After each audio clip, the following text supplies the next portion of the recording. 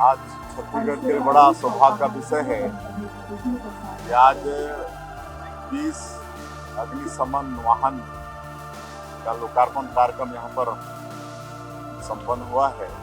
अभी ये गर्मी का मौसम है। गर्मी के दिनों में ज़्यादातर आग लगने की घटना होती है शॉर्ट सर्किट से या विभिन्न कारणों से। तो ऐसे समय में निश्चित रूप से ये जो अग्निशमन वाहन है ये काम आएंगे और जल्दी से आग बुझाने में सहूलियत होगी। ये सभी जो वर्तमान में जो भी अग्निशमन वाहनों में जो भी सुविधाएं उपलब्ध हैं शहर में आग को नियंत्रित करने के लिए, वो सारी सुविधाएं इन अग्निशमन वाहनों में है। और जो अभी 18 गाड़ियां आ चुकी हैं, 2 अभी शेष आना है। ये जो हमारे 7 SDRF की टीम है जो अलग अलग स्थानों पे लोकेटेड है, जिसमें से 2 टीमें रायपुर में रहती हैं, 2 टीमें बिलासपुर में रहती हैं, 1 टीम अंबिकापुर और 1 टीम दुर्ग और 1 टीम जगदलपुर में स्टेशन है। उनके पास ये सारे अत्याधुनिक उपकरण हैं जो किसी भी बचाव कार्य के लिए मुख्यतः ये उपकरण है। छत्तीसगढ़ को आज एक बड़ी सौगात मिली है। 18 फायर ब्रिगेड की गाड़ियों को मुख्यमंत्री विष्णुदेव साय, गृह मंत्री विजय शर्मा ने हरी झंडा देकर रवाना किया है।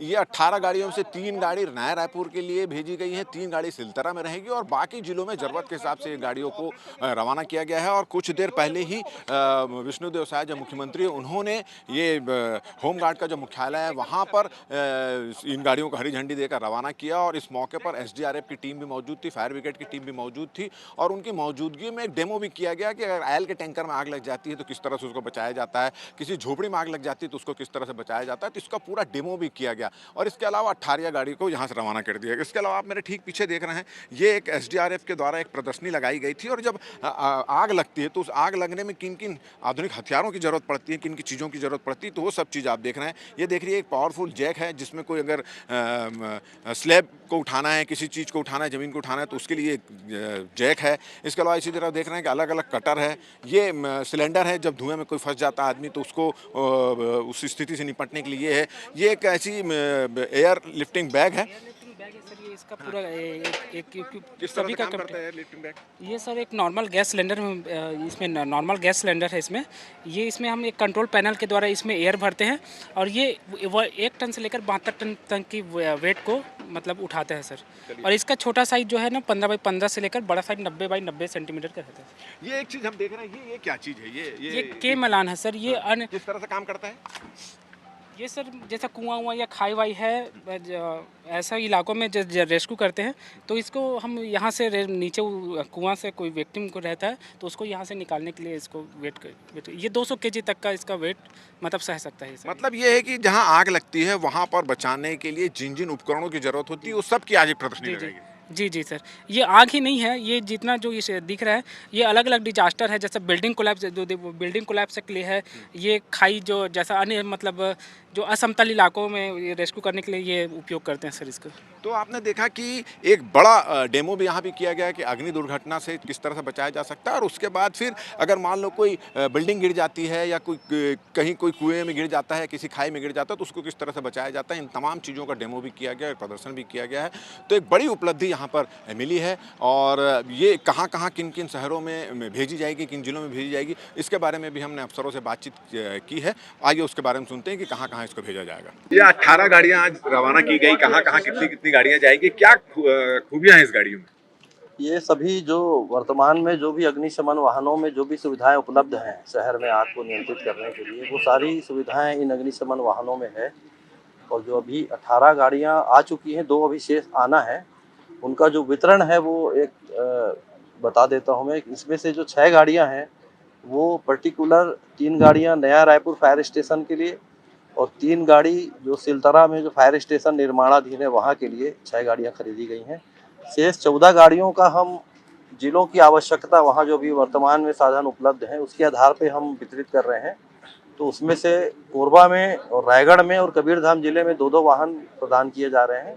इसके अतिरिक्त दंतेवाड़ा, धमतरी, गरियाबंद, दुर्ग, राजनांदगांव, बेमेतरा, अंबिकापुर और कोरिया, इन जिलों में 1-1 वाहन प्रदान कर रहे हैं, जिनका आज माननीय मुख्यमंत्री महोदय ने लोकार्पण किया है। वो अब संबंधित जिलों में सेवा के लिए उपलब्ध रहेंगे। जब भी कोई बड़ी अग्नि घटना होती है तो ये आप बात सामने में आती है कि अपने पास ज़्यादा उपकरण नहीं है। एक प्रदर्शनी भी यहाँ लगी है, बहुत सारे आधुनिक उपकरण भी लाए गए हैं यहाँ पर। ये कौन कौन से जिलों में उपलब्ध रहेंगे? ये जो हमारे 7 SDRF की टीम है जो अलग अलग स्थानों पे लोकेटेड हैं, जिसमें से 2 टीमें रायपुर में रहती हैं, 2 टीमें बिलासपुर में रहती हैं, 1 टीम अंबिकापुर और 1 टीम दुर्ग और 1 टीम जगदलपुर में स्टेशनड है। उनके पास ये सारे अत्याधुनिक उपकरण हैं, जो किसी भी बचाव कार्य के लिए मुख्यतः ये उपकरण हैं। तो उसके लिए जब भी इनको कॉल आती है जिला प्रशासन की ओर से, तो एसडीआरएफ के कर्मी जाते हैं और राहत और बचाव कार्य में संलग्न होते हैं। सर, राजधानी में से आग लगती है सर, गाड़ियां पहुंचने में ट्रैफिक के चलते लेट हो जाती है, तो ऐसे कुछ सुझाव निगम को या प्रशासन को देंगे कि उस व्यवस्था को शहर के बीच में भी अगर शहर के देखिए, बीच ये मुख्यतः शहर के नागरिकों पे निर्भर करता है कि ये जागरूकता धीरे धीरे आ रही है। निश्चित तौर पे एम्बुलेंस को और फायर ब्रिगेड की गाड़ियों को रास्ता देने का जो वो है, वो सिविक सेंस है बेसिकली। इसके लिए प्रशासन अपनी तरफ से तो पहल करता ही है। यातायात बल तो निश्चित तौर पे जब देखता है किसी गाड़ी को फंसा हुआ, एम्बुलेंस या अग्निशमन वाहन को, तो वो रास्ता देते हैं। लेकिन ये अपने सिविक सेंस का विषय ज़्यादा है। और चूँकि अग्निशमन के वाहन वजन में काफ़ी भारी होते हैं, तो उनको निश्चित तौर पे उनको सफ़र तय करने में थोड़ा वक्त लगता है, क्योंकि वो बहुत धीमी गति से चलते हैं, बहुत तेज़ गति से नहीं चलाए जा सकते। इसलिए निश्चित तौर पे घटना स्थल यदि दूर है मौके से, तो थोड़ा समय वहाँ पहुँचने पे लगेगा निश्चित तौर पे। लेकिन sir, number of fire stations भी कम है। अगर ट्रैफिक हम देखें तो पॉपुलेशन इतनी ज्यादा है, ट्रैफिक ज्यादा होता है, लेकिन फायर स्टेशन सिर्फ एक ही है, वहीं से पूरे शहर में जाता है। इसी क्रम में आज जो कार्यक्रम हुआ है, अभी एक टिकरापारा का फायर स्टेशन है। आज आपने देखा होगा कि नया रायपुर का एक फायर स्टेशन लोकार्पित हो गया है, और एक सिलतरा में उस इलाके के लिए, सिलतरा और उरला और ये जो खमतराई का पूरा इलाका है, वो फायर स्टेशन वो कवर करेगा। तो फिलहाल 1 से बढ़ा के इसको 3 किया जा रहा है। आगे भविष्य में निश्चित तौर पे और भी अग्निशमन केंद्र की स्थापना करनी होगी जैसे जैसे आबादी बढ़ेगी। आज छत्तीसगढ़ के लिए बड़ा सौभाग्य का विषय है कि आज 20 अग्निशमन वाहन का लोकार्पण कार्यक्रम यहाँ पर संपन्न हुआ है।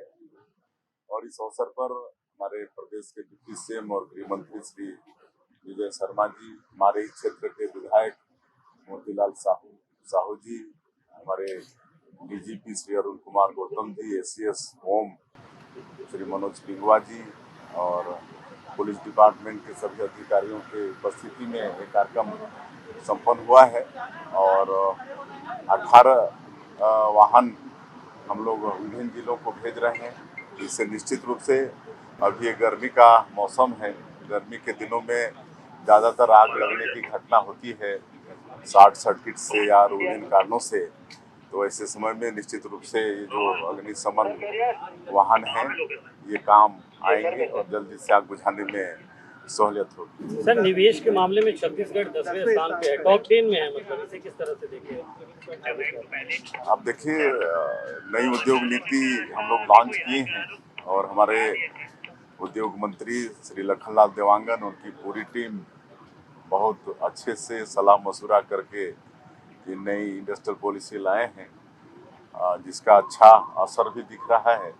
हम लोग देश में विभिन्न जगहों पर जाके समिट भी कर रहे हैं और 1-1.25 साल भी नहीं हुआ है, 1-1.25 साल तो सरकार के हुए हैं, लेकिन हमारी नई उद्योग नीति को बहुत कम दिन, कुछ महीने ही हुए हैं, लेकिन 4.5 लाख करोड़ का निवेश प्रस्ताव पास हुआ है। और एक तो अभी कुछ दिनों पहले ही हम लोग नया रायपुर में सेमीकंडक्टर चिप्स उद्योग का भूमि पूजन भी किए हैं। उनके जो ओनर हैं पॉलीमेटेक कंपनी के, उनसे दिसंबर में दिल्ली में मुलाकात हुई थी और 3-4 महीने में ही हमारे उद्योग नीति से प्रभावित होकर उन्होंने यहाँ पर अपना उद्योग डालने का काम कर दिया है। और 1143 करोड़ रुपए का था और वो फिर प्रभावित होकर 10,000 करोड़ रुपए की उन्होंने घोषणा कर दी है।